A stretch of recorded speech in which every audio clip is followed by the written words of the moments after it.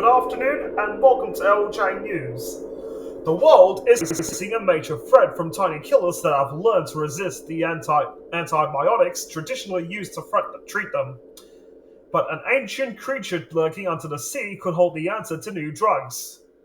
Chemical compounds from nature have long been used to develop medicine to fight bacterial infections. But overuse has led to the emergence of superbugs, and they are wreaking havoc. We don't have any treatments, and the sad reality is we have seen some infections that are resistant to every drug that we have, Monash University's Associate Professor Jeremy Barr said. That is a really terrifying reality that we are facing. Experts are warning we are in a race against time to find new treatments. It's predicted that in the next 10 to 20 years, antibiotic resistance may become the number one killer, overtaking the heart disease and cancer, so this is a big problem. It's really scary, and it is only going to get worse, Mr. Barr said. The hunt for new drugs has taken scientists from land to the oceans. They believe our seas are untapped treasure trove of the medicine of the future. The ocean is really a soup of microorganisms, UTS marine microbiologist Justin Seymour said. Every milliliter of seawater has about 1 million bacteria in it. These bacteria could contain chemical properties which may have pharmaceutical potential. University of New South Wales researcher Emmanuel Bott is looking for them in collaboration with the Sydney Institute of Marine Science, and they like their chances. You're 6 times more likely to find drugs in the marine environment nowadays than in the terrestrial environment, Ms. Bott said. But scientists need to study these microbes closely if they want to harness their potential health benefits, and that means being able to grow them. A task easier said than done. According to Ms. Bott, unless you can grow them, you won't be able to study them. The problem is, it's really difficult to grow microbes, in particular marine microbes.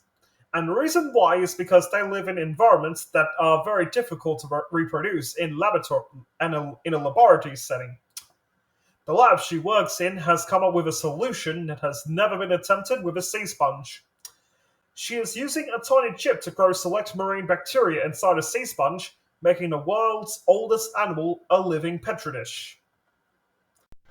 The sponge is a filter feeder, meaning it has long become a home for a myriad of different ocean microorganisms, which it sucks in. The research is being funded by the Gordon and Betty Moore Foundation, which is known for backing high-risk science. This is going to be a mini chip that will be roughly the size of a SIM card and the same thickness, Ms. Bott said. We have 1,600 roles in this symbiote chip, which will hopefully help us to grow sponge-associated microbes in a natural environment. The potential to find new drugs was exciting for researchers, but that elation was tempered by the waning health of our oceans. One of the things we are learning is that climate change is having a big impact on the ocean from a number of different angles, Mr. Seymour said.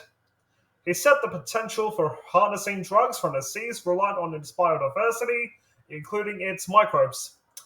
We could really be shooting ourselves in the foot by removing things that could be quite helpful for us in the future. Experts warned it was not just the big creatures we associate with our seas that were at risk. I think a lot of the conversation in the ocean and also in other environments is on sort of the charismatic larger animals, so we hear a lot of that. Conserving whales and dolphins and things like that, Mr. Seymour said. They're urging everyone to play their part in conserving all creatures, great and microscopic. It's really hard to feel very much connected to microbes because you don't see them, but they are in the background and they are really the architect of the oceans, Ms. Bott said.